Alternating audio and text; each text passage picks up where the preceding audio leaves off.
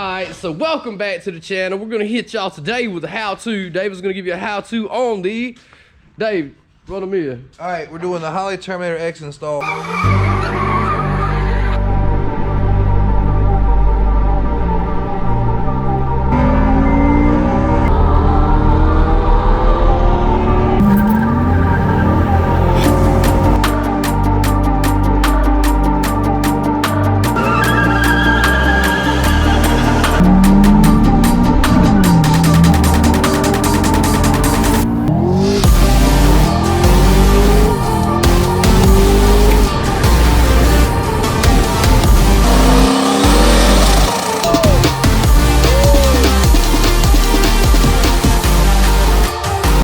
Now, he's already got a 5.3 or a 6.0 or something that's in it. I'm not 100% sure. It's an LS-based engine. First thing, you know, you unbox all your stuff, you get your crap out. You got the Holley Terminator X Max, which is the mastermind behind the whole operation. This is great. He'll never outdo what this computer can perform. You're gonna want to get all your wires and looms and stuff out. It comes with quite a few different things in the kit. This one does have the transmission control, so it will have this part right here. Explain these. Okay, hold on, we're getting to it. This will go to your ECU, which is your main unit right here. You have your relays and your fuse for your transmission control. And of course, these go down to your transmission. Now, this thing's a pretty friendly kit. This is a 4L60 that's in it, but the kit does come with the extra harness for the 4L80 if you need the turbine speed sensor. Then you have everything's pretty, well, very simple on these standalone kits from Holley. They made it very user-friendly. Most all your wire colors look like this for everything. Naturally, your ground. Your red with the white stripe is your switched ignition. You have a constant power, clean source, and then this right here is a TCC solenoid disconnect. It'll go to your brake pedal switch. So when you mash it, it'll unlock the torque converter. Now, that's just the transmission harness side of it. It does come with this extra plug right here. And this attaches to your main harness. And what this is, your outputs and inputs. So this would be like fan control, or you can do nitrous and stuff like that. It all kind of goes in here, which is pretty cool. With the main harness, engine harness itself, you have your main bulkhead connectors that do plug into the computer. Then you have your similar style of wires. Now you have the black for ground, red and white for switch ignition. You have a constant red that's somewhere in this harness. It's not in those two, but same thing down here. These are pretty simple. You got you know, your green for sure is fuel pump. The blue and white was RPM, if I'm not mistaken. And there's a few other things I have to relook at the manual. It's been a few weeks since I put one in. You have your injector main bulkhead harness connector there, and the injector does have its own sub harness. There's a hat on. It's on the side of your box over there. Anyhow, then you got this guy right here, which is your main power to your computer. Just a red and black. This goes connects right to the battery. It has its own fuse. Everything is circuit protected beautifully on this system. It does come with the wideband. I think it's the 4.9 Bosch. I'm not 100% sure. I have to look that up. Yeah, the LSU 4.9. It comes with that.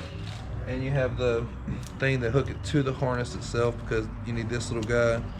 Adapts down to here, and then it'll plug into the main harness on the O2 sensor connector, which is one of these guys. This is the one the inputs and outputs hook to. It's normally blocked off because you don't have to use it. Most people have all their fans and stuff already on a different switch, but the Holley will control it. It has cut on and cut off things. I completely lost those injector things. I don't know what the heck I did with them. They're around here somewhere.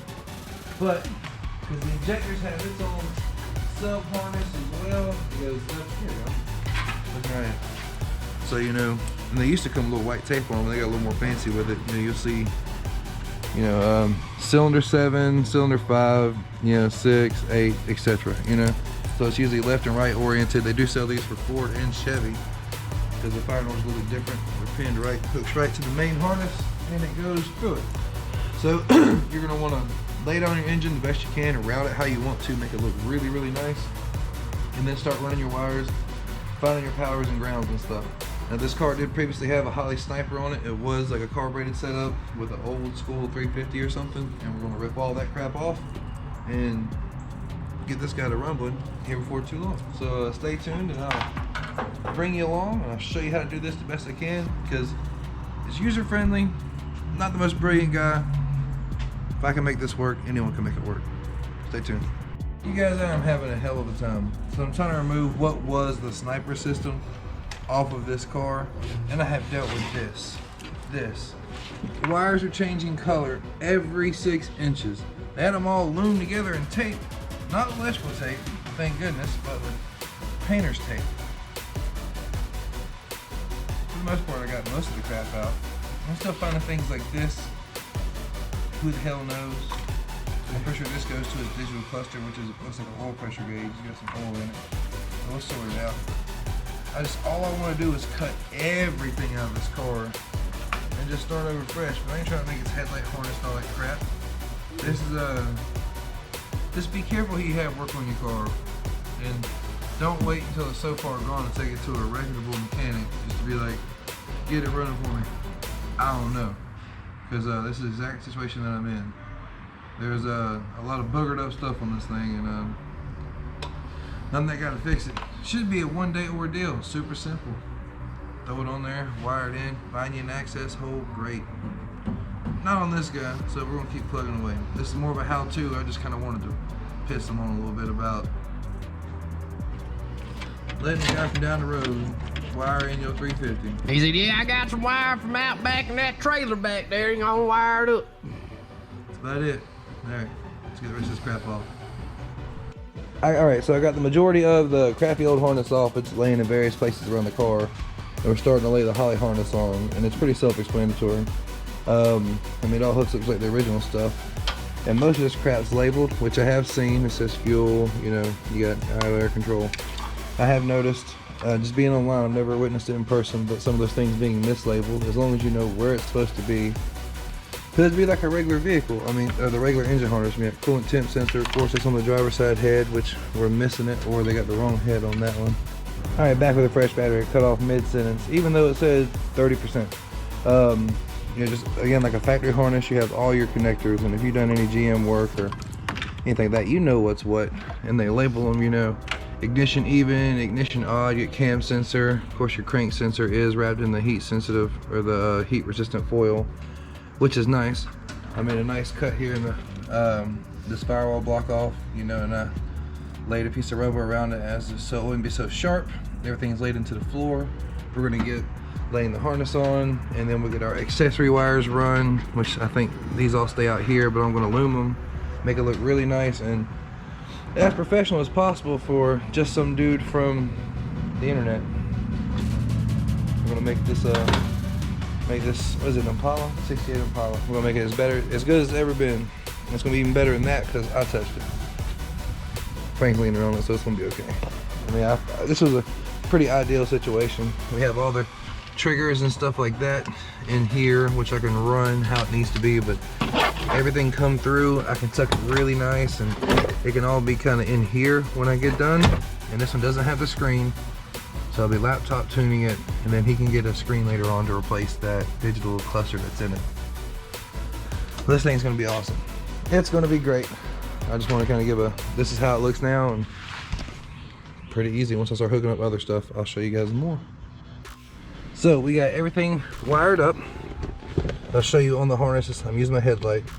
So your solid red wires are constant power, so you want that to the battery or to a constant power source that you have. Your red and white are your switched ignition. You have one for the trans control, one for the Terminator X itself, or for the injector style or whatever. I'm not sure what the other switch ignition is. So I run them both over here, tagged into a leg on the fuse box that gives power when the key's on. That's my switch. Then we had 2 grounds, which I grounded here and here, and everything on the inside is done. I would recommend leaving this plug right here, which is usually what the screen would hook to or a laptop hook to, somewhat accessible. That way your tuner doesn't get mad at you, because the first couple I wired in, I kind of tucked them thinking, okay, well, they can do it all off the screen. I was wrong. That's all right. I think Mr. Hildenberg forgave me for that. So this one didn't have a screen. We're using a laptop fully. We got this right here. I get a laptop from over there. So when we watch all our videos on, not ones that I edit with, but constant powers, like I said, run over here. And I'm gonna tuck these all in, make them look nice, run with the main battery loom. there's still a lot of extra stuff that was in the car that wasn't. So with these right here, your green wire coming off the Terminator X Max is your fuel pump control. If you have a fuel pump that pulls more than 15 amps, do not use that. Use that to trigger a relay. And then your blue and white is RPM signal. And I'm gonna have to wire this into his digital dash. That way it works for him, so he'll be happy. And yeah, still need an air intake temp sensor. We got this intake right here I'm gonna put on there, get the truck style off so it will clear his hood. Now that you got everything wired up, everything's wired up. I have everything on this thing except for the air intake temp sensor, which has to go here. I still gotta make him a throttle body. Air intake tube. Once you go through your setup wizard on your laptop or the little 3-inch screen that comes with it, you should be able to hit the key and it should start up relatively easy. Now this thing does not have exhaust on it, so it might be kind of loud. Oh, we're gonna get a jump box and then we'll go for a take 2. Alright, you get your assistant, Mr. Frank here, to plug in the jump box. Did you break it? It broke what? Oh, no, he got it. He got it. Chinese. Harbor Freight plastic. Alright, switch that bad boy on. Now we should have voltage. And just like that. Just like that.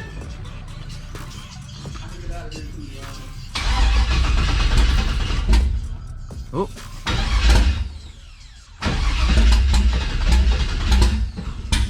Might be out of gas. Getting close.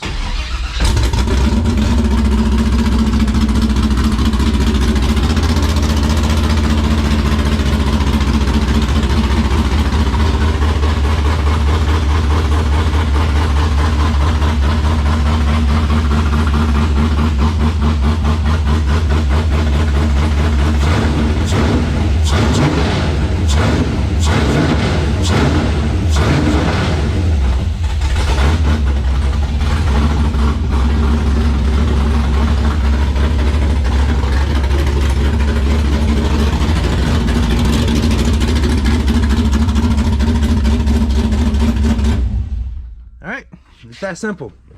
I do have to run a vacuum line still. No, I already did that. So I run a vacuum line already for the map sensor. I'm using the internal one on the Holley. Very simple, extraordinarily plug and play. Few wires run, nothing that serious. Anyone can do this in their backyard. Anyone can do it in a shop. It's the simplest thing. You can do it in the driveway. You don't even need a backyard or a shop. You can do it anywhere.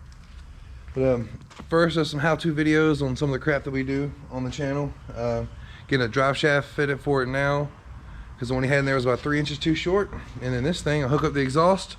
We will get intake tube made for it, just kind of tidy up some of the wires that are underneath the hood, and then customer will get it, go take it to get tuned, and he'll be happy. So yeah, thanks for watching this video. Stay tuned for more. Like the video if you want to, and subscribe if you want to see more stuff like this. You know, we got a couple more builds coming on this year.